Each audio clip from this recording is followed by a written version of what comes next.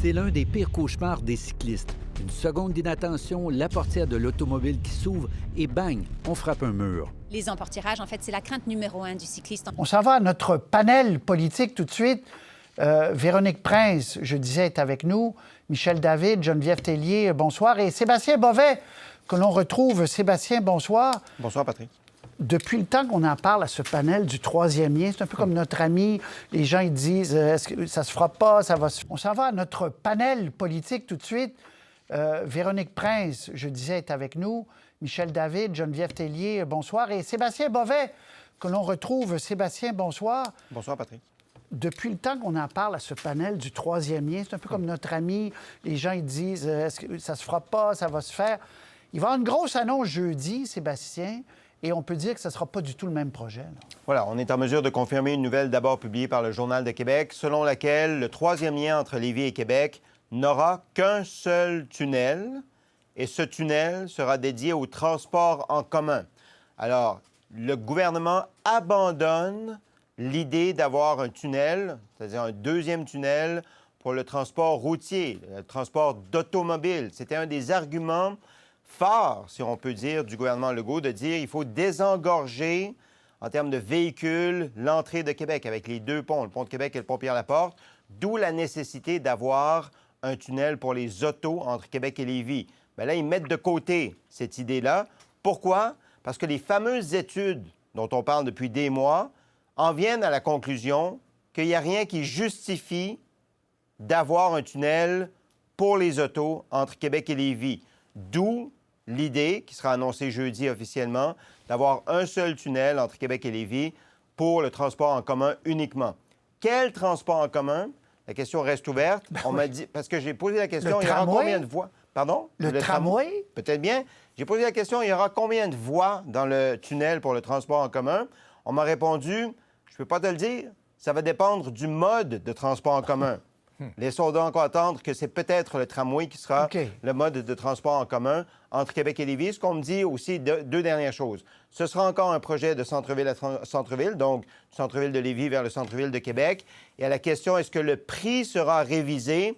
Là-dessus, on me dit, attends jeudi. Mais on me dit aussi, si on construit un tunnel au lieu de deux tunnels, en principe, ça coûte moins cher. Et le prix initial était 6,5 milliards de dollars. Et si on construit un tunnel qui est destiné au transport en commun, il y a de l'argent qui arrive d'Ottawa.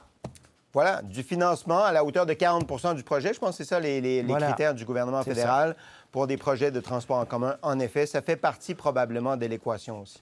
On ne s'ennuie jamais, Sébastien. Merci beaucoup. Très gentil d'être débarqué à l'émission. Tour de table là-dessus. C'est le grand recul stratégique que l'on sentait se dessiner, en tout cas que beaucoup avaient prédit. Là. Je ne sais pas si on sentait se dessiner. Véronique, qui va s'effectuer jeudi. Là. Oui, absolument. En fait, c'est une promesse forte de la CAQ, mais une promesse qui ne faisait pas l'unanimité, en fait, parce que ce soit au niveau du financement qu'on ne réussissait pas à obtenir du gouvernement fédéral, on ne réussissait pas à obtenir l'appui du maire Marchand, ça faisait l'objet des critiques des partis d'opposition. On parlait aussi de la qualité de l'air au centre-ville, de quoi ça aurait l'air avec ce projet-là, puis le coût qui était pharaonique de 6,5 milliards de dollars, puis on l'avait réduit. Alors, la pandémie vient de donner une fenêtre que le gouvernement devait prendre. S'il ne la prenait pas, bien là, ça devenait trop tard pour reculer. Là, il peut utiliser l'excuse de la pandémie en disant, regardez, là, on a les données qui démontrent qu'avec le télétravail, il y a beaucoup moins de circulation. Donc, notre promesse, elle est plus justifiée, même si on la trouvait très, très bonne en 2018 quand on vous l'a proposée, le contexte a changé. Donc, il se devait de profiter de cette fenêtre-là s'il voulait reculer, sans que ça lui fasse trop mal politiquement. Michel David, on voit M. Drainville qui avait dit à cette conférence de presse-là, là, chez moi, avec les GES, là, puis il y avait beaucoup de choses sur les voitures. Dans la région, ça sera pas bien accueilli, mais M. Legault a assez de capital politique, de points pour en perdre un peu là-dessus. Là. Oui, mais je pense que si c'était entêté, ça aurait été encore pire parce qu'on ne sait pas là, jusqu'où ça aurait monté là, des coûts astronomiques. Je pense que, comme disait Jean Chrétien, là, quand tu es peinturé dans le coin, bien, le mieux, c'est marcher sa peinture, quitte à racler tes semelles un peu après. C'est certain que, souvenez-vous, l'été dernier, comme M. Drainville nous disait que c'était l'enfer sur les ponts, c'était épouvantable. Bon, il y en a qui vont être obligés de ravaler un peu ce qu'ils ont dit, mais au total, je pense que les gens, dans l'ensemble du Québec, puis même à Québec, vous savez, c'était pas si unanime que ça. Là. Il y a des gens sur la Rive-Sud, oui, qui en rêvaient, mais sur la Rive-Nord, c'était moins évident. Alors, si les coûts sont moindres, et si il résout aussi la contradiction entre ses prétentions environnementales et la construction d'un tunnel qui aurait pratiquement été l'équivalent de tous les GES qu'on peut dégager dans une année. Alors, finalement, je pense que c'est la meilleure solution, y compris politiquement. Oui, c'est une voie de sortie, Geneviève Tellier, qui peut apaiser un peu tout le débat, même dans la perspective de M. Legault. Là, ça y enlève peut-être un caillou dans le soulier. Là. Oui, puis moi, je lis ça à ces fameuses études on en parlait constamment, et c'était ça le problème de M. Legault, c'est qu'il n'y avait pas d'études pour appuyer ses idées, et j'ai l'impression qu'il avait beau refaire les études, probablement avec la pandémie, ça donnait ça aussi une fenêtre d'opportunité, mais les études le contradisaient. Alors, effectivement, c'est sans doute la solution qui va satisfaire la majorité des gens. Et aussi, ce qui se passe avec M. Legault, on l'a vu avec la pandémie, c'est que souvent, M. Legault a reculé, a dit publiquement, effectivement, ma première idée, c'était peut-être pas la meilleure, je vous ai écouté, je suis prêt à faire d'autres choses. Et ça l'a plu, ça fonctionne. Et donc, on peut pas dire qu'on est devant un gouvernement dogmatique qui a une ligne de conduite et qui veut pas en déroger. Moi, vous savez, j'ai un regard un peu sur l'Ontario, puis je vois ce que Doug Ford fait, et lui, il continue avec ses autoroutes, même si tout le monde dit ça n'a pas d'allure, puis il faut pas les construire, et il va de l'avant. Alors, je pense que pour M. Legault, puis au Québec, ça va être mieux accepté, même s'il s'agit d'une décision il doit changer d'idée là, à propos d'une décision qui est quand même importante. C'est intéressant, Geneviève, ce que vous soulignez, parce que très rapidement, en conclusion là-dessus, Michel et Véronique, c'est même un trait de caractère que les Québécois ont appris à aimer de plus en plus. Même quand M. Legault disait « on ferme ceci », non, on ne le ferme plus. Les gens aimaient ça, qui disent « je me suis trompé, on recommence », Michel. Oui, et puis ça en est même rendu au point, Patrice, où quand il y a une décision qui a l'air douteuse, les gens commencent à se dire « wow, mais c'est pas grave, il va changer d'idée, il va finir par se rendre compte que ça n'a pas de bon sens ». Alors, oui, M. Legault a développé un personnage là, d'humilité, si je peux dire, qui plaît. Oui, ça, il n'y a au pas le débat choix à dans 90 députés. Il n'y a pas le choix. En quelque part, il faut qu'il écoute aussi la population s'il y a peu d'opposition. Là. Mais ça va être amusant d'entendre quelques ministres quand même là-dessus jeudi. OK. Catherine Fournier, je vous fais entendre des réactions aujourd'hui des chefs de parti qui ont tous salué le courage de Mme Fournier. Je trouve ça courageux de la part de Catherine d'avoir été jusqu'au bout du processus. Et je pense que c'est un modèle. Je pense que c'est un témoignage important. Elle l'a vécu, elle est passée à travers le système. Puis ce matin, je veux saluer son courage, je veux saluer sa résilience aussi.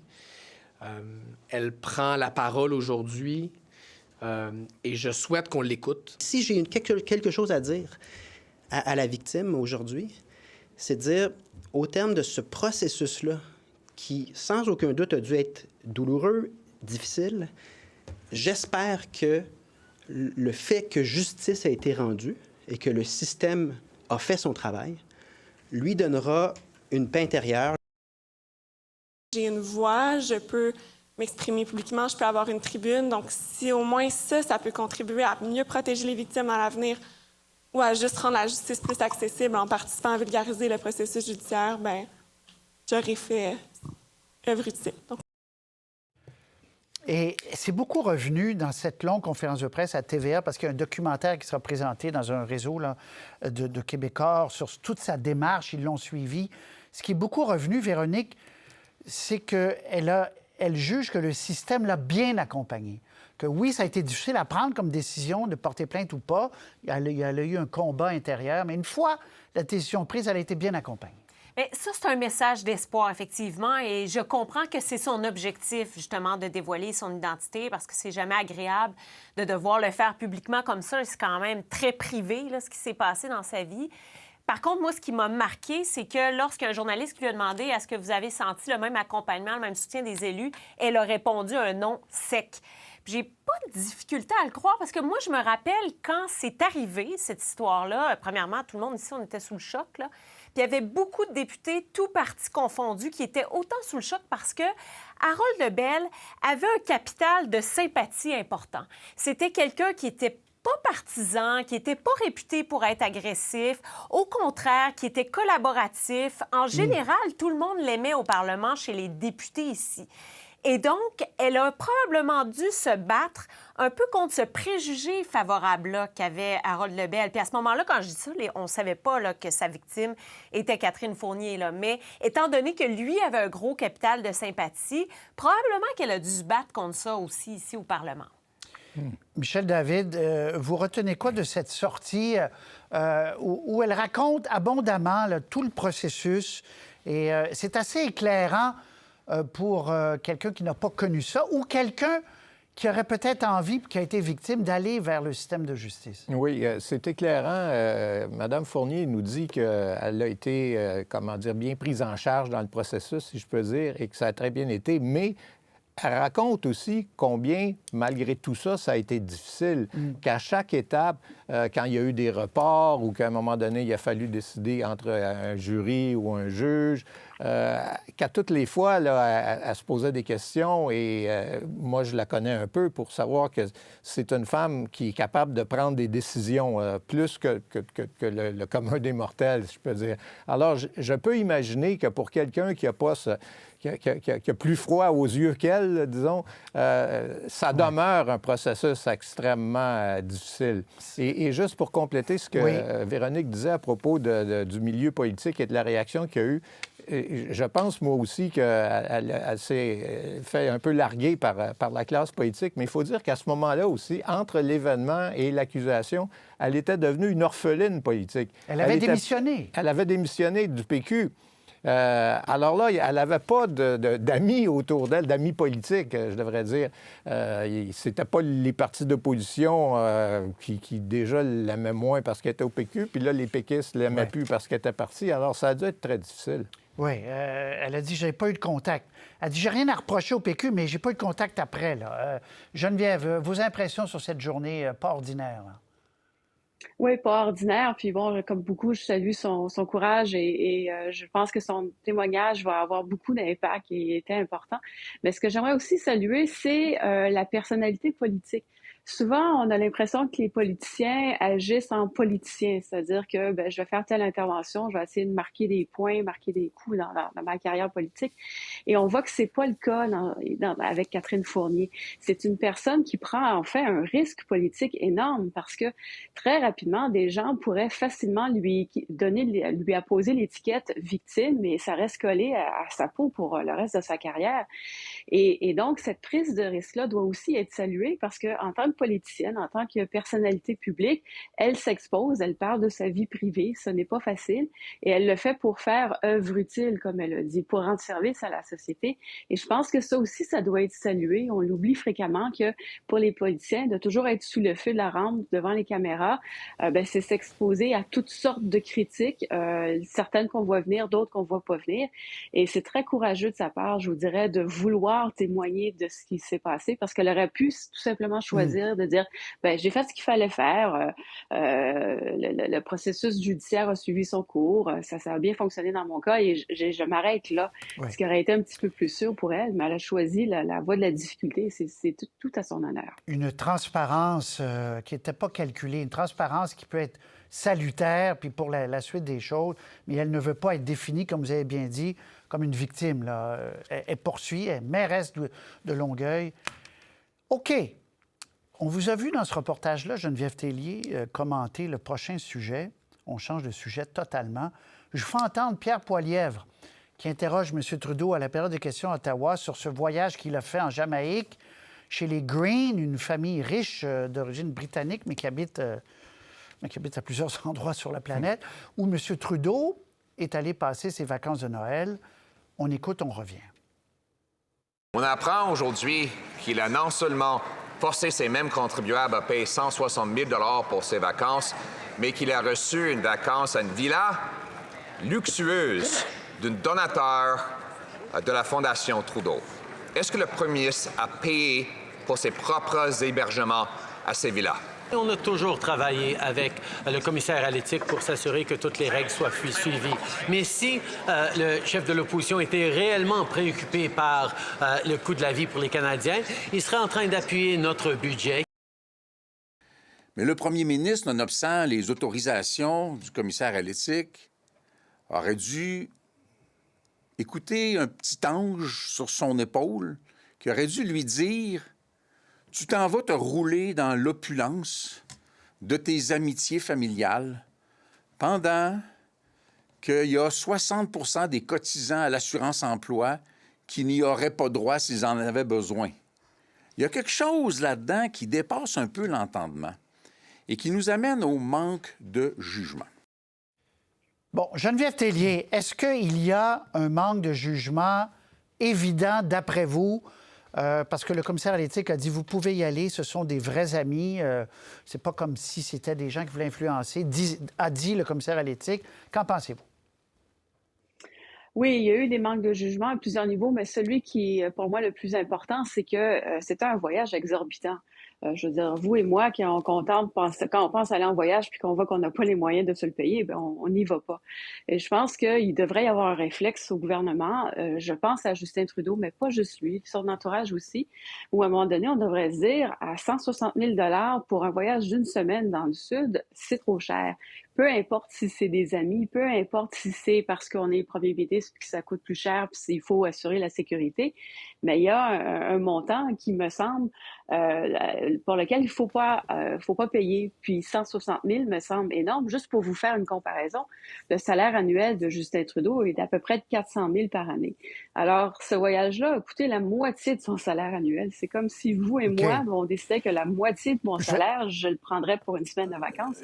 Et j'aimerais que dans l'entourage, on réfléchisse aussi à ça. Qu'est-ce qu'on fait pour contrôler des coûts qui me semblent atteindre des proportions énormes? Je vais faire un tour de table, mais je vais revenir, Geneviève. Après, je vais vous poser la question, est-ce qu'un premier ministre, donc, à vos yeux, peut aller en vacances ou pas? Parce que toute la sécurité vient avec, ça coûte cher. Mais Michel, vos impressions? Bien, moi, je pense que son entourage a bien essayé de lui expliquer que ça n'avait pas de bon sens. Et je pense que M. Trudeau sait très bien que ça n'a pas de bon sens, mais il s'en sac. Il a décidé, je le fais pareil. Il me fait un peu penser à M. Fitzgibbon, des fois, là, qui fait des choses qui, aux yeux de tout le monde, n'ont pas de bon sens, puis qui se dit, moi, je le fais pareil. Alors, M. Trudeau, il s'assume. Je pense qu'il est prêt à vivre avec ça. Pourquoi ça n'a pas de bon sens? Ça n'a pas de bon sens parce que M. Trudeau mène un train de vie qui est sans commune mesure avec les Canadiens, qu'il prétend défendre. Il prête déjà flanc à des accusations de la part des conservateurs d'avoir nourri l'inflation, d'être un peu responsable de la hausse du coût de la vie qui fait en sorte que les gens ont de la misère à joindre les deux bouts. Puis il s'en va comme ça, se pavaner avec des milliardaires dans des paradis extraordinaires. Ça passe pas, vous. Alors, ça ne marche pas. Là. Les gens vont être choqués. Et ce que je veux dire, c'est que ces députés, eux, qui vont payer aussi le prix politique, n'ont pas, eux, au moins, la compensation d'avoir passé des vacances extraordinaires. Alors, eux autres, c'est perte totale. OK. Véronique, après ça, je vais faire l'avocat du diable. Véronique. Bon, c'est sûr que M. Trudeau peut avoir des arguments, que c'était ses amis, effectivement, qu'il y a une famille, que ça fait plusieurs années qu'il est au pouvoir, qu'il a le droit de voyager, etc. Mais ça devient une question de perception, puis ça devient une question d'image. Alors, il est là, en fait, le problème, parce que le commissaire à l'éthique a donné son feu vert. Mais même si le commissaire à l'éthique dit oui, le problème de M. Trudeau en ce moment, c'est que ça s'ajoute à une liste. Et peut-être que s'il était en début de mandat, ce serait une autre histoire, puis les gens seraient prêts à passer par-dessus ça. Mais là, vous l'ajoutez à toutes les controverses, finalement, des dernières semaines. Les gens peuvent avoir une confusion aussi avec l'autre voyage qu'il avait fait à l'île de l'Agakhan, qui, dans ce cas-là, le commissaire à l'éthique l'avait blâmé parce qu'on disait, bien, dans ce cas-là, c'est pas un ami, alors que là, il peut dire, oui, mais cette fois-ci, ce sont mes amis, puis ce sont des proches de la famille. Donc, il peut y avoir une espèce de confusion qui fait en sorte que la perception et l'image n'est pas bonne pour lui. Donc, vous dites, et vous êtes d'accord les trois, que parce que M. Trudeau a de l'argent, puis quand il quittera la politique, il va avoir de l'argent. Vous dites, il fera ça quand il sera plus premier ministre. Il ira voir ses amis milliardaires, parce qu'il a le droit d'avoir des amis milliardaires. C'est un fait, c'est des amis de 50 ans de la famille. On le sait ça, là. C'est documenté.